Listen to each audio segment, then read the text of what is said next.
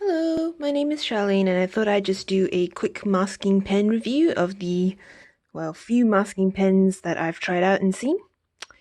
So, this is the Holbein masking fluid pen.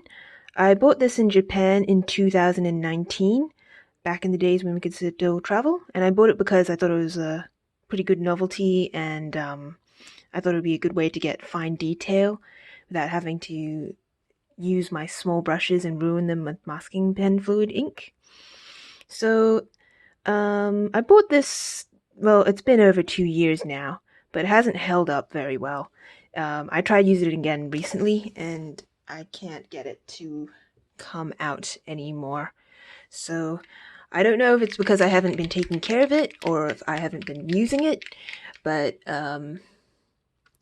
it hasn't really stood the test of time particularly well. So, these are some tests I did earlier, back when these pens were a bit newer. So these ones are the Holbein and those ones are the Molotow. Some notes I had at the time when I did these. These have masking fluid pens that have colors in them, so you can see when you've put masking fluid down. So this one is initially gray when it comes out, and this one is initially blue. So some notes I made at the time about the Holbein is that I think I noticed it left some gray residue behind, and I tried a few approaches like using my finger or using my eraser to get it off. And yeah, not sure if you can see that, but you see that little gray bit there? That's some of the gray residue that I had when trying to pull this stuff off. So I didn't quite like that about the Holbein. Another thing I also really didn't like about the Holbein was the fact that it was a bit hit and miss. Like you had to really, sorry, squeeze the barrel to try and get it out, and sometimes you get just blobs. I'm not sure if I don't think I have really any real examples here, but sometimes you just get a blob of paint. A blob of fluid instead of like a nice, easy, consistent flow. So that's what I didn't like about the Holbein. I think you could get finer lines with the Holbein than you could with the Molotov, but overall, I my personal experience with this pen wasn't great, but other people might have better experiences than me. So the Molotov is a bit more positive. It was much more consistent and easy to flow, and I can still use it after, say, a year or two that I've had this pen.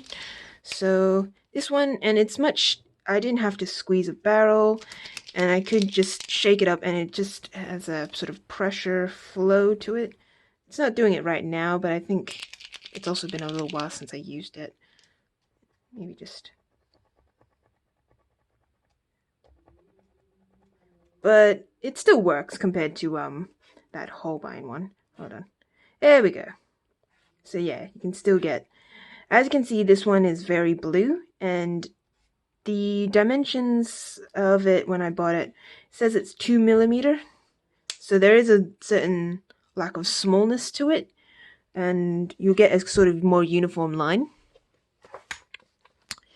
So those are my tests with the Molotov, and in this test they did come off a bit more cleanly than the Holbein. But I have done other paintings with it since. But I've also not used it correctly in these attempted paintings. So this is my attempt to paint Keira Knightley off the movie Anna Karenina, and I'm testing out the Fabriano Artistico paint, that's 300 GSM, and so I used the Molotov to try and preserve the white areas here, but the thing is, you're not supposed to keep masking paint fluid on there for too long, which is what I did. It says here, oh yeah, you're not supposed to yeah, can you see that? No. Sorry. Ah, yeah. So yeah, you're only supposed to keep it maximum 2 days on the surface, whereas with this painting I was taking a bit longer than that. So as a result, there is blue residue left behind by this masking fluid, and it's not easy to get off. So yeah, I'm sure if you're using it correctly, like I was using it much more correctly when I was doing these tests. But yeah, if you got a really long project, well, first of all, don't take really long, and secondly, it will leave behind blue residue that's really hard to get off otherwise. So, those are my explorations of the masking pen fluids that I've tried. Um, this one is from Art Spectrum. This is an Australian brand, and I've had this for a number of years, and it's kept up pretty well, really, considering. I don't know how it really compares to other masking fluid, because I haven't tried them, but so far this has worked pretty well for me. And something I've noticed, so these are really cheap plastic brushes. These are from sets I've had, from when I was 4 or 6. And you are going to get a limited range of brush strokes with them because they obviously have a certain thickness to it and you can't get fine detail. These are plastic.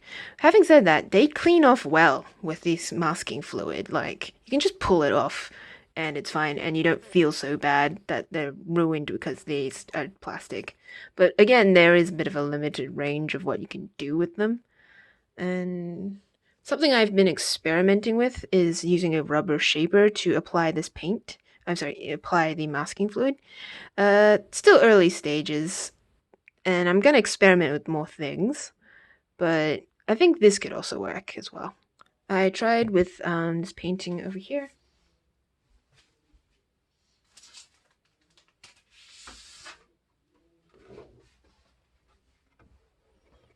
So I sort of tried with the smoke here, and it's a bit of a thin to thick sort of thing happening. This isn't a necessarily true representation, simply because I did go over it with poster paint as well to sort of bring out more of the white. But yeah, you can do a bit more expressive line, I guess, with this. The downside is that it obviously doesn't have, it's not designed to apply liquid exactly, and so therefore it doesn't have a reservoir, so you kind of keep running out of masking fluid and it kind of keeps pulling out and drying off in here. So that is a disadvantage with this, but yeah. I hope these ideas are helpful and useful to you in when you want to consider buying, let's say, masking pen fluids or masking fluid. And I hope this helps. Thank you. Bye.